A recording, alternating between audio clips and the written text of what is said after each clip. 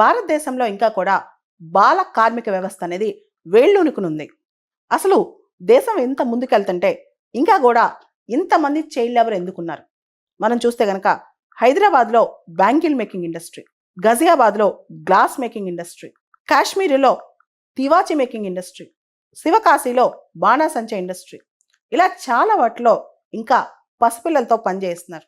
ఇండియాలో right to education అనేది fundamental right అయింది. ఆర్టీఈ చట్టం కూడా వచ్చింది. Child labour prohibition and regulation చట్టం ప్రకారం పిల్లల్ని పనికి పంపించడం నేరం. ఇన్నొచ్చినా సరే భారతదేశంలో 2011 సెన్సస్ ప్రకారం 43,53,000 మంది బాల కార్మికులు ఉన్నారు. దానిలో దాదాపు 80-90% మంది అణగారిన వర్గాలకు చెందిన పిల్లలు. అంటే ఎవరైతే ఎస్సీ ఎస్టీ పిల్లలు ఉంటారో ఎక్కువ మంది వాళ్లే ఉన్నారు. అంటే ఎకనమిక్ ఇన్ఈక్వాలిటీ అనేది సోషల్ ఇన్ఈక్వాలిటీ వల్ల కూడా ఎక్కువైపోతుందంట. ఇదంతా కూడా అనేక సర్వేలు చెప్తున్నాయి. భారతదేశంలో మనం చూస్తే గనక child labour prohibition and regulation act అనేది 1986లో వచ్చింది. దానిలో సవరణలు కూడా వచ్చేసాయి 10 సంవత్సరాల క్రితం. ఆ తర్వాత national policy and child labour 1987 ఉందన్నమాట. And national child labour project కూడా పెన్సిల్ అని చెప్పి ఒక సపరేట్ పోర్టల్.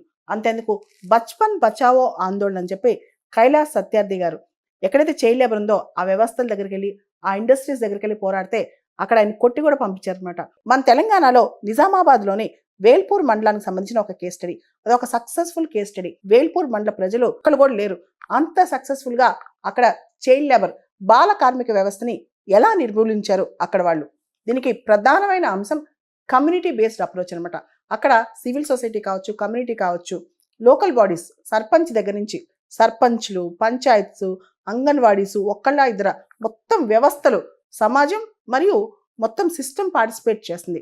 దీనిలో చైల్డ్ లేబర్కి సంబంధించి పిల్లల్ని బడికి పంపించడానికి స్టేషనరీ ఇవ్వటం దగ్గర నుంచి, బడికి పంపించాలి అని చెప్పి అవేర్నెస్ క్యాంపెయిన్స్ పెట్టడం దగ్గర నుంచి, ఎవరైతే చిన్నపిల్లలు ఎంప్లాయ్ చేసుకుంటున్నారో ఇంకా ఎంప్లాయ్ చేసుకోవద్దు అని చెప్పడం దగ్గర నుంచి, ఎవరైతే అప్పులు పడి అంటే ఎవరికైనా అప్పు కట్టాలనుకోండి, అప్పు కట్టలేక పిల్లల్ని పనికి పంపిస్తారనమాట, అలాంటి వాళ్ళ దగ్గర అప్పులు వేవ్ ఆఫ్ చేయించడం దగ్గర నుంచి మొత్తం కంప్లీట్ కమ్యూనిటీ ఇంటర్వెన్షన్ అనమాట. సర్పంచుల చేత అగ్రిమెంట్ రాయించుకున్నారు, మేము మా ఊర్లో ఒక చైల్డ్ లేబర్ కూడా లేకుండా చేస్తామని చెప్పి. ఇలా చాలా చేసి కమ్యూనిటీ బేస్డ్ అప్రోచ్తో సక్సెస్ సాధించారనమాట. ఇంటర్నేషనల్ లేబర్ ఆర్గనైజేషన్ దగ్గర నుంచి ఏపీజే అబ్దుల్ కలాం వరకు ఈ మొత్తం వేల్పూర్ మోడల్ని అప్పట్లో అప్రిషియేట్ చేశారు కూడా. ఇదే మోడల్ దేశం అంతా అనేక వ్యవస్థలు ఉన్నాయి మన దేశంలో, అనేక ప్రాబ్లమ్స్ కూడా ఉన్నాయి, అనేక సోషల్ ఈవిల్స్ ఉన్నాయి. ఉదాహరణకి మద్యపానం కావచ్చు, ఉమెన్ సంబంధించిన అంశాలు కావచ్చు, మహిళలకు సంబంధించి, పర్యావరణానికి సంబంధించిన అంశాలు కావచ్చు, చైల్డ్ లేబర్కి సంబంధించిన అంశాలు కావచ్చు. ఇలాంటి అంశాల్లో మనం కమ్యూనిటీ బేస్డ్ అప్రోచ్ అంటే మనం సివిక్ రిపబ్లికనిజం అంటే హ్యానా ఆరెంట్ అనమాట. అందరూ కలిసి ముందుకు వస్తే, అందరూ కలిసి కథం తొక్కితే ఏ రుగ్మతనైనా మన దేశంలోంచి వెళ్ళగొట్టచ్చు. దానికి నిజామాబాద్లోని వేల్పూర్ మోడలే ఎగ్జాంపుల్ అనమాట.